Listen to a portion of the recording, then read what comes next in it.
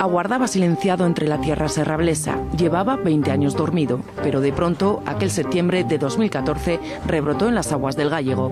El lindano volvió entonces a aparecer. Se analizaron las tomas en 23 municipios. En 6 de ellos, este pesticida, uno de los más potentes y tóxicos, dio positivo. Y hasta para la vajilla. Por lo menos si friegas con la del Gállego, luego hay que aclararla bien limpia con la que nos traen, que no esté contaminada. Va a ser largo. En el caso de la cafetera, tengo que llamar al mecánico para, en cuenta de coger agua de la red, cogerla de unas botellas de agua mineral. ¿Cómo afecta el lindano a los animales? Por ejemplo, la gente que tiene un huerto y riega, realmente ¿cómo puede afectar? A los camiones cisterna le siguieron los filtros de carbono. Todo para silenciar de nuevo el lindano. Sabiñánigo es el único lugar en el mundo donde este insecticida y los residuos que genera su producción se presentan de forma líquida. Muchos le denominan el Chernóbil español. Por eso las instituciones luchan para combatirlo. Se han creado 3 comisiones para analizar sus consecuencias y sobre todo buscar fórmulas para restringir su paso. Ayuda que se ha solicitado también a Europa. Todo con un reto: limpiar por fin un espacio que nunca debió contaminarse.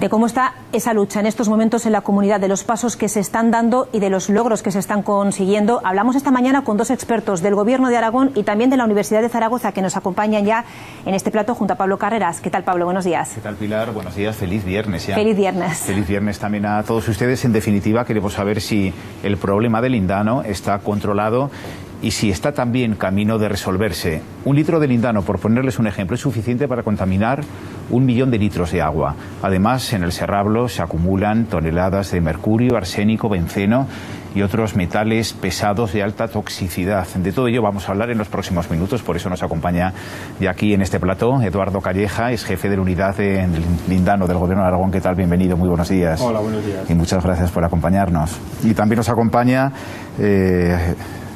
José Ignacio García Laurerio, que es investigador del CSIC y miembro de esa comisión científica a la que hacíamos referencia. Muy buenos días. Hola, buenos días. Y además también divulgador científico, ¿no? Que es una parcela que le gusta mucho. Sí, me gusta y la creo muy necesaria además. Bueno, pues a ver si conseguimos entender lo que es el lindano y qué puede generar en la salud y en la contaminación de los ríos. Hablando de divulgador científico, no me puedo resistir a leer el arranque de un currículum suyo, que dice: de pequeñito me compraron un juego de química, pero no logré que nadie de mi familia probara la gaseosa en polvo que preparé, así que me la bebí yo. Mucho más inocua esa gaseosa que preparó usted que el lindano del que vamos a hablar hoy. Exactamente, sí. La prueba de que era inocua es que sigo aquí y la anécdota es totalmente cierta. No conseguí que nadie de mi familia se fiara de que aquello que había preparado era potable, ¿no? Pero sí, efectivamente, eso era un juego de niños y lo de ahora es una cosa muy seria. Muy serio. El lindano sí que es cierto que ha formado parte de nuestra vida diaria hasta hace muy poco, ¿no?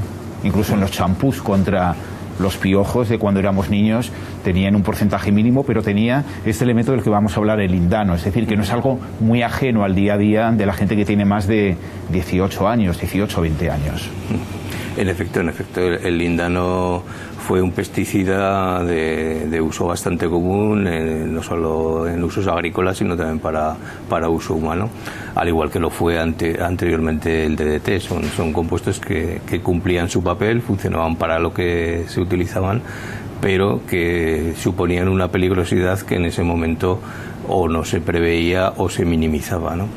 De todas maneras, tengo que decir que aunque todos nos hemos acostumbrado a hablar del problema del líndano, en realidad el problema no es del líndano, sino de todos los productos que llevaba aparejada su producción, que fundamentalmente son los que están en Sabiñánigo, en los distintos vertederos. Yo creo que Eduardo de esto nos podrá hablar con mucha más solvencia, pero realmente la peligrosidad no está en el líndano, sino en la producción tan sucia que se hacía para obtener el líndano. Y todos los residuos que generaba esa producción. Eduardo Calleja, ¿se van a poder eliminar esos residuos o estamos condenados a convivir con ellos durante años y años? Bueno, el tema de los residuos, una cosa es que esos residuos existan y otra cosa muy importante es que estén alejados de los vectores de transmisión, que son principalmente el agua y el aire. Entonces, en esa línea es el principal objetivo en este momento del Gobierno de Aragón, es trabajar en contener esta contaminación y mantenerla alejada del agua para garantizar su uso, ¿no? Entonces, en esta línea pues están trabajando 20 personas de Sarga y de 2 contratas con un presupuesto anual de fondos del Gobierno de Aragón de 3 millones de euros al año. Entonces esto es lo que está permitiendo que las analíticas que están desde hace ya más de 5 meses colgadas diariamente en la página web del Gobierno de Aragón estén saliendo correctamente. Llevamos 785 días con el agua del Gállego dentro de los límites de potabilización y el 99,9% de los días están por debajo de la capacidad de detección de los equipos que disponemos. Entonces eso no es resultado del azar, es resultado de este trabajo intenso y diario en épocas de lluvia de 7 días a la semana, que es lo que está permitiendo estos resultados. Enseguida nos centramos en esos dos aspectos, cómo evitar que los residuos pasen al río y cómo se está trabajando también para asegurar la calidad de boca, pero vamos a intentar contextualizar, porque para saber por qué estamos hablando hoy del lindano habrá que saber, Pilar, qué es lo que ocurrió hace 41 años. Bueno, pues nos vamos a preguntar qué es lo que ocurrió, de dónde viene ese lindano y dónde se encuentra en estos momentos el lindano. Nos preguntamos de dónde viene, nos remontamos, como decía Pablo, a hace 41 años. 1975 se instala en Sabiñánigo esa planta de Inquinosa. Está trabajando hasta el 88 y vierte, entre esos años llega a producir hasta 900 toneladas de lindano cada año. Lo dice el Centro Nacional de Referencia sobre Contaminantes Orgánicos Persistentes. Hay un llamamiento por parte del Gobierno de Aragón en el 89. Le pide que cese la actividad a Inquinosa, pero la empresa sigue importando y envasando lindano hasta el año 1994. Solamente en ese año es cuando cierra la fábrica y deja esa herencia tóxica, para muchos uno de los mayores desastres medioambientales que hay en estos momentos en Europa. La pregunta es, ¿dónde está en estos momentos el lindano? Hay que buscarlo en esa zona cerca del Gállego. El lindano está en Inquinosa. La fábrica continúa en pie y toda la zona se encuentra contaminada. Allí en Inquinosa se fabricaba ese pesticida, está a muy pocos metros del cauce del Gállego. Se estima que en esta zona hay entre 40.000 y 50.000 metros cúbicos de tierra que está contaminada, pero es que además los edificios y las instalaciones que están abandonadas suponen una importante también fuente de contaminación, y eso plantea también un importante reto en su demolición. Nos vamos hacia otro punto, hacia otro vertedero muy cerca de Inquinosa, lo estamos viendo, es el de Sardas. Se calcula que Inquinosa pudo verter aquí hasta 60.000 toneladas de residuos sólidos y otras 3.000 de residuos líquidos. Este vertedero permanece sellado y sin aislar. También vemos, se encuentra cerca del Gállego, pero es que además del vertido de Inquinosa, aquí se echaron residuos de otras fábricas y también escombros. En total se calcula un volumen de unos 350.000 metros cúbicos. Otro de los vertederos, también muy cerca, es el de Bailín. Aquí también vertía Inquinosa hasta 65.000 toneladas de residuos. También próximo al Gállego y en una ladera que es geológicamente muy compleja. Este vertedero se cerró, se hizo una impermeabilización superficial en su día y en 2005 se detectó que había residuos. En 2014 se decide, por lo tanto, movilizar ese vertedero a una nueva celda de seguridad próxima a la zona y se meten allí también otras 20.000 toneladas de residuos urbanos. Es el paso de Inquinosa, es la herencia tóxica que está gestionando en estos momentos la comunidad autónoma. Pablo. Pues estos son los datos, la verdad es que impresionan, Eduardo Calleja, cuando se empiezan a sumar toneladas y metros cúbicos de residuos tóxicos.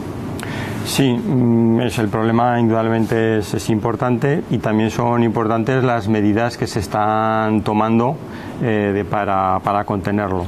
Hay del orden de unos 140 sondeos para todo el agua, dijéramos, que se detecta en el interior del vertedero de Sardas. Sardas fue el primero que empezó a utilizarse. y del emplazamiento del antiguo vertedero de Bailín, pues para, dijéramos, extraer lo que son aguas freáticas contaminadas y también fase densa. La fase densa es, como se está explicando, se vertían residuos sólidos y residuos líquidos. Entonces los residuos líquidos han evolucionado con el tiempo hacia una especie de como de residuo pastoso, betún, más denso que el agua. Entonces es muy importante el evitar que tome contacto con el agua. Entonces hay en este momento 21 sondeos que están extrayendo fase densa, y el buen dato es que hace unos 6 años estaban extrayendo unos 4 o 5 metros cúbicos al año, y en este momento pues está en torno del metro cúbico al año de extracción. Un metro cúbico parece poco, pero para este contaminante es una cantidad importante que la estemos extrayendo, y que esta cantidad vaya a menos nos indica que estamos en la línea del agotamiento de la fase densa, que es la más peligrosa en el interior del vertedero de Sardas y en el subsuelo del antiguo vertedero de Bailín.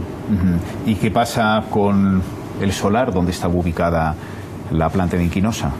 Bueno, porque también hemos hablado de metros cúbicos de tierra contaminada, incluso las propias instalaciones. Bueno, la fábrica de Inquinosa está ubicada en muy mal sitio, contigua al río, y hay que tener en cuenta que fue un lugar de fabricación, no de almacenaje de residuos. Obviamente hay contaminación. En este momento se está trabajando en lo que es determinar los volúmenes de tierra y sus niveles de contaminación, hacer una cuantificación precisa para poder hacer un proyecto de demolición. Ahora bien, yo creo que más bien es un símbolo de todo aquel despropósito que se hizo hace décadas y que, pues bueno, no gusta a nadie, ¿no? Pero vamos, su carga contaminante comparado con Sardas y el antiguo vertedero de Bailín, que bueno, lo que es el vertedero ahora está metido en la celda de seguridad, pues es mucho menor. Había 2 vertederos, en estos momentos usted lo ha comentado, y una celda de seguridad. ¿Qué es una celda de seguridad? ¿Cómo se trasladan los residuos hasta allí? ¿Y es eficaz y eficiente al 100% la celda de seguridad? Sí, vamos a ver, en España lo que es una celda de seguridad para contener residuos está regulada por un decreto y obliga a que haya 2 superficies impermeabilizantes y una red de drenaje para aislar esos residuos de los vectores, como hemos comentado antes, en este caso principalmente agua. Entonces, como el vertedero de Bailín, la nueva celda de seguridad, está en un lugar geológicamente complejo por su estructura vertical de los estratos, entonces se ha hecho una celda de seguridad especial. Cuando digo especial es que tiene 4 capas impermeabilizantes y tiene 2 sistemas de drenaje independientes. El segundo sistema de drenaje lo que garantiza es que el vertedero está aislado de las aguas subterráneas que pudiera haber en la zona.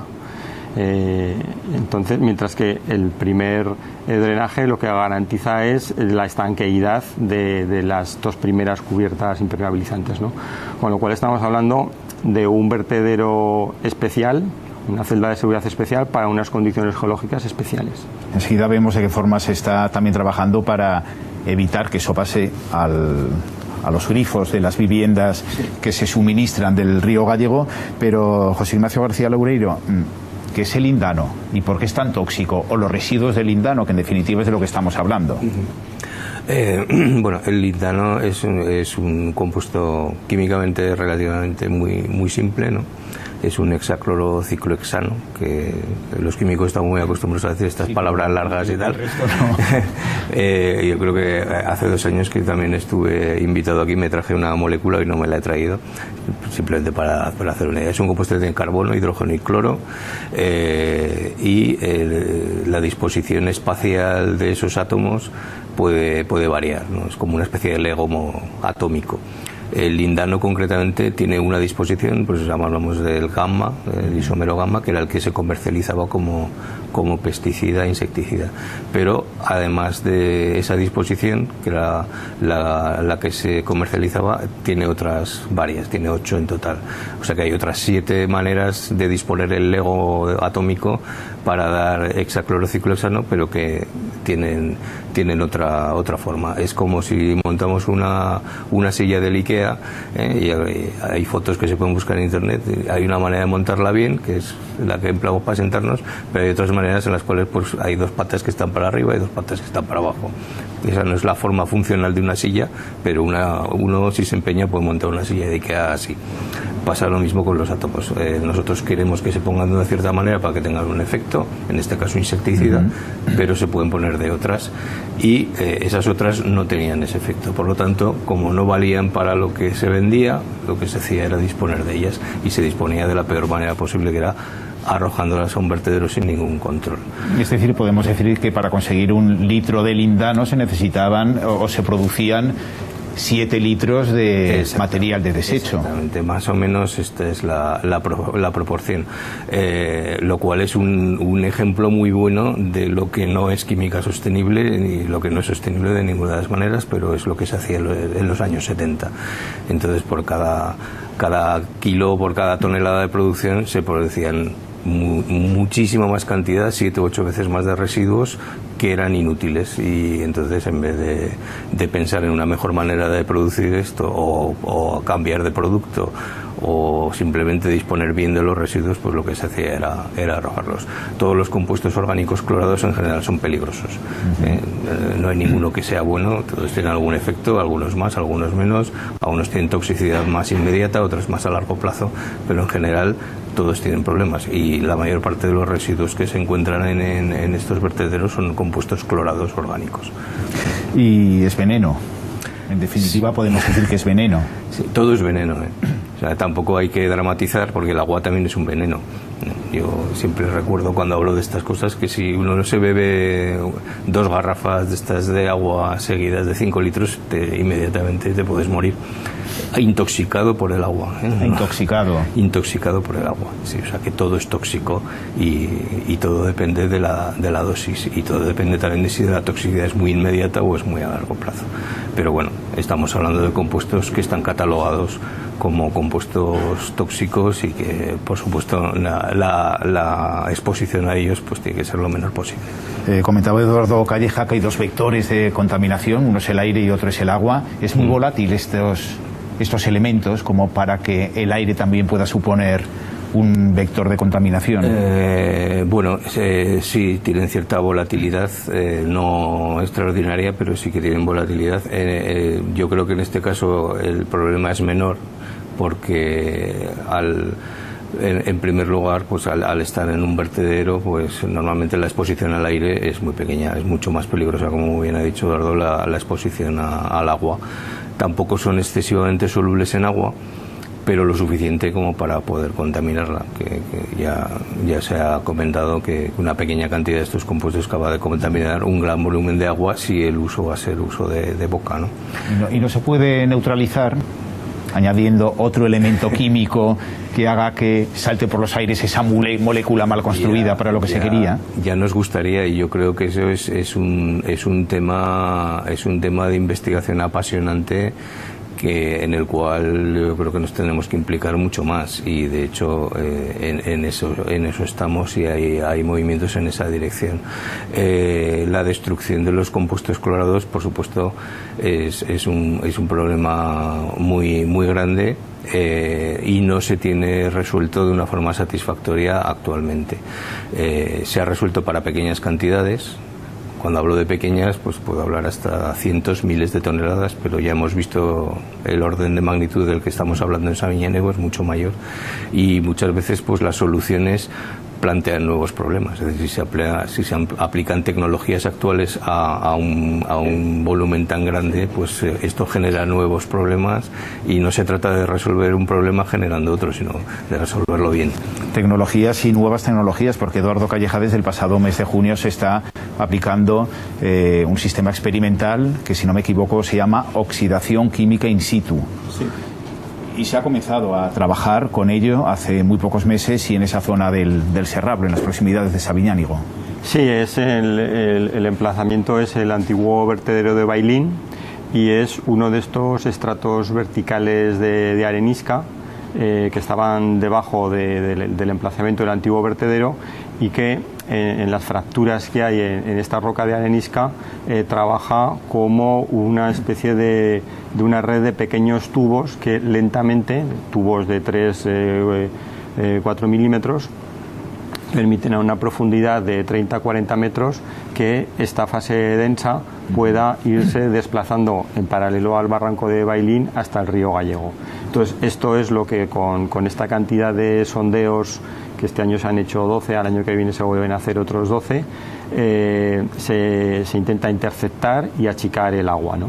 Entonces, esa sería la primera fase, sería eliminar la fase densa que está en este estrato vertical de roca, y luego entramos en lo que es la segunda fase, que sería la oxidación in situ, insisto, a 35-40 metros de profundidad del suelo, de la incorporación de un producto químico, persulfato en este caso, que se activa con un frente alcalino y que permite la oxidación de los residuos de HCH, que es de lo que estamos hablando. Entonces, esto es, dijéramos, simplificando, como un efecto de agua oxigenada en grandes cantidades en el subsuelo, con un sistema son en total unos 12 sondeos en línea, que lo que van haciendo es un reflujo subterráneo de este efecto, de este agente oxidante, y luego lo que se extrae en última instancia se lleva a depuradora para su depuración. Y lo que permite es o bien transformar en CO2, agua y cloro libre los residuos de HCH, o transformarlos en algo pues más inocuo y de vida mucho más corta. Entonces, esto se estuvo haciendo durante todo el mes de julio, haciendo distintas estrategias de presiones, de tiempo de contacto de este agente oxidante con el contaminante, en fin, distintas opciones.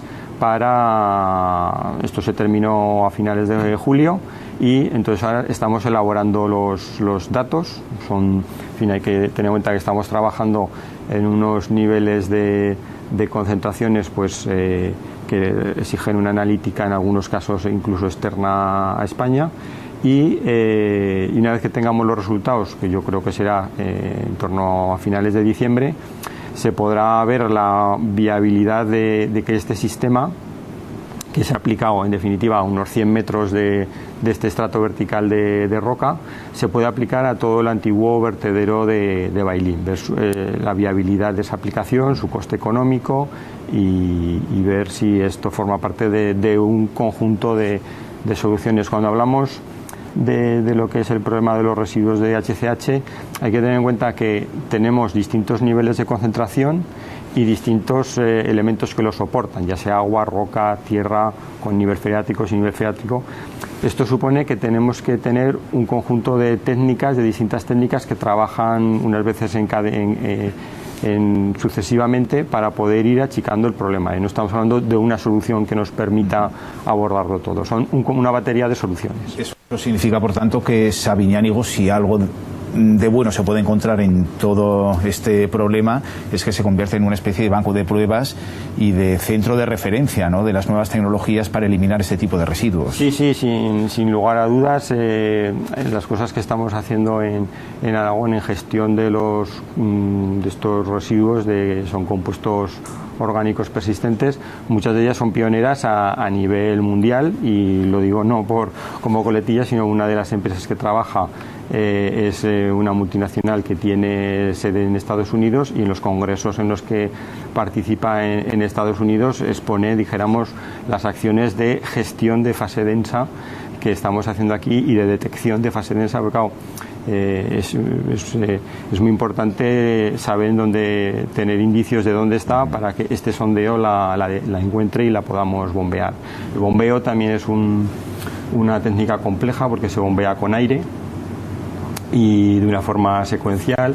Y luego también otra nueva técnica que hemos empleado, en este caso en Sardas, ha sido la inyección de surfactantes en el propio vertedero, para luego, con otros sondeos que ya había previamente realizados, poder extraer la fase densa. El surfactante lo que hace es fluidificar. Entonces, cuando la fase densa es muy densa, el bombeo con aire es muy complejo, de una eficacia muy baja, y con estos fluidificantes se aumenta el rendimiento y extraemos lo que es la fase más móvil y más peligrosa de todo el proceso, que es la fase densa. Eduardo Calleja, yo me imagino que los vecinos del Valle del Gállego, del cauce del Gállego, dirán muy bien, pero hasta que esto se certifique de que funciona de acuerdo a lo que se espera, ¿qué pasa con nuestro agua de boca? Usted lo ha dicho antes, ¿no? Hay sensores, se analiza, se toman muestras, están volcados en Internet. Podemos decir que los vecinos pueden estar tranquilos. Sí, dijéramos, hay un protocolo de protección civil que coordina lo que son las tres principales administraciones, Confederación, las distintas partes de la administración autonómica y los ayuntamientos, que son los responsables de potabilizar. Y entonces este protocolo pues se está siguiendo, vamos, al 101%. Y se está, dijéramos, implementando de una forma sucesiva, y así tenemos este año 4 puntos que hasta ahora se estaban haciendo de muestreo puntual, se van a pasar a hacer, se están trabajando ahora en colocar tomamuestras integrados, que esto lo que permite, estos tomamuestras automáticos, es tomar una pequeña muestra cada media hora, con lo cual tenemos 48 subtomas que se hace una muestra integrada de lo que ha sido ese punto durante 24 horas. Esto nos permite tener una visión más objetiva de la analítica, y a su vez, como estos 48 recipientes se guardan durante un mes, pues nos permite, en caso de que interesase, saber en qué hora exacta se produjo, si se llegase a dar algún incremento o alguna variación en alguno de los isómeros. Eduardo Calleja, ¿y todo esto quién lo paga? Porque claro, estamos hablando de una inversión necesaria de más de 500 millones de euros y sin embargo da la sensación de que la empresa causante de este desastre se ha ido, como quien dice, de rositas. Ya, bueno, ese es un tema más complicado y jurídico. En este momento se está trabajando para los costes que ya tenemos cerrados y definidos, que son las primeras limpiezas que se hicieron de la antigua fábrica, de los elementos de producción que había allí abandonados y demás. Entonces eso, pues llevar eso a vertedero controlado, o en su caso destrucción y demás, tuvo unos costes ya cuantificados y pagados por el Gobierno de Aragón. Entonces eso se está trabajando ahora en repercutirlo en los actuales propietarios de los solares, que están obligados a descontaminarlos porque están catalogados como suelos contaminados, y bueno, eso lleva a su proceso judicial, que o bien los responsables pagarán o se producirán embargos. En fin, esto es un tema ya de procedimiento judicial. ¿El plan integral para cuándo? ¿El plan integral de lucha contra el lindano en Aragón? Pues bueno, se está trabajando en ello. Ya el consejero hizo un primer esbozo en Bruselas de por dónde podía ir el plan integral. Se está trabajando en ello. Yo creo que antes de final de año puede que ya lo tengamos redactado.